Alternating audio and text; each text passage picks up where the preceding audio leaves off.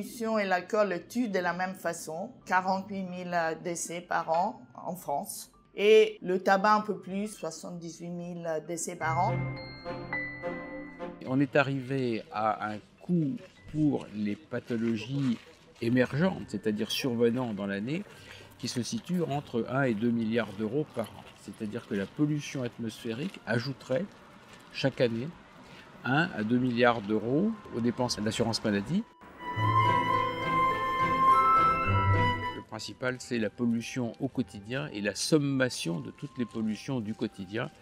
Les pics de pollution n'étant qu'une émergence dans cette pollution quotidienne.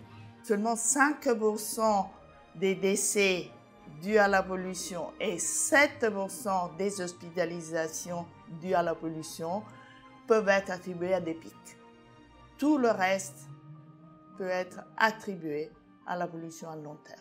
Le premier effet de la pollution sur la santé est au niveau respiratoire. Il y a aussi deux autres voies de pénétration des polluants. Une voie, c'est la digestion. Et puis l'autre voie de pénétration qui a été sous-estimée, mais qui commence négligée, disons, et qui commence à être prise en considération, est la peau.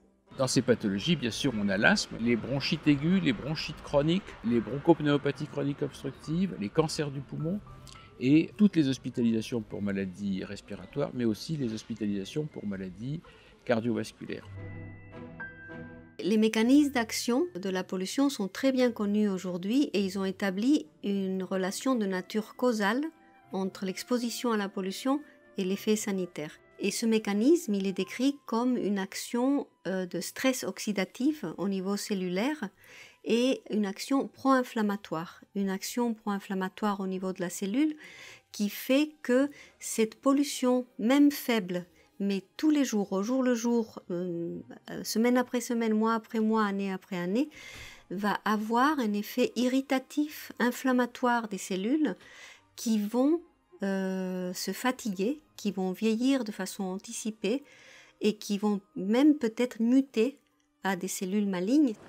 Nous sommes tous exposés à la pollution de l'air. Personnes plus fragiles, personnes moins fragiles, mais bien sûr, il y a des personnes qui ont une sensibilité ou une vulnérabilité plus grande et ce sont principalement les enfants en bas âge, pas parce qu'ils sont enfants, c'est tout simplement parce que leurs appareils sont en train de se développer, l'appareil respiratoire, le système cardiovasculaire.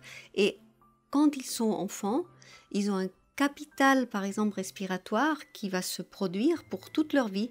Et si la pollution entrave ce développement respiratoire, de leur capacité respiratoire, ils vont le payer toute leur vie. Ils vont être plus à même de développer des bronchites chroniques à l'âge adulte, de souffrir de maladies respiratoires, parce qu'ils n'auront pas pu développer tout le potentiel de leur capital respiratoire. Après, il y a les personnes âgées, elles, à cause de leur âge, elles sont plus à même d'avoir des pathologies chroniques. Après, il y a les personnes qui ont des maladies chroniques qui ne sont pas âgées et qui souffrent d'une maladie chronique qui vont être aussi plus fragiles à la pollution.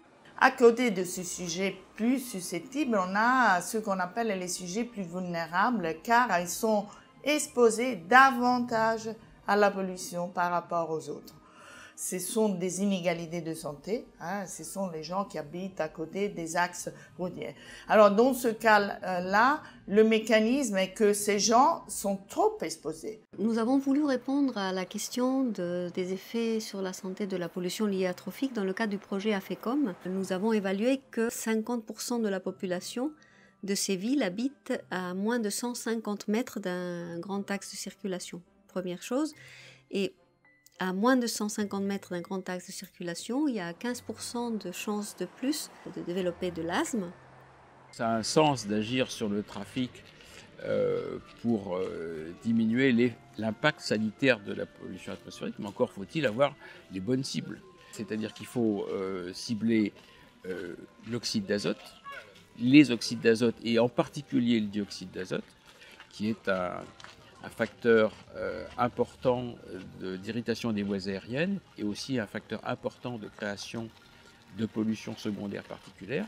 Et ce qu'il faut aussi cibler en termes de pollution particulière, ce n'est pas la masse des particules, c'est le nombre de particules. Dans la ville, ces véhicules vont démarrer moteur froid et leur système de dépollution NO2 ne va être réellement efficace qu'au bout d'une dizaine de kilomètres. C'est-à-dire que les véhicules qui circulent en ville n'ont quasiment pas le temps d'atteindre la température nécessaire à la dépollution, notamment du NO2. C'est là le gros problème des véhicules, aussi bien modernes qu'anciens. Si les véhicules essence les plus récents émettent un très grand nombre de particules, 6 000 milliards de particules par kilomètre, ces particules n'ont pas les mêmes caractéristiques que les particules diesel. Elles sont un peu plus fines, elles sont moins toxiques, entre guillemets. Il n'y a pas une solution miracle. Le bénéfice pour la santé des populations se trouvera par une multitude d'actions, qu'elles soient collectives ou individuelles, parce que nous sommes tous concernés par la pollution.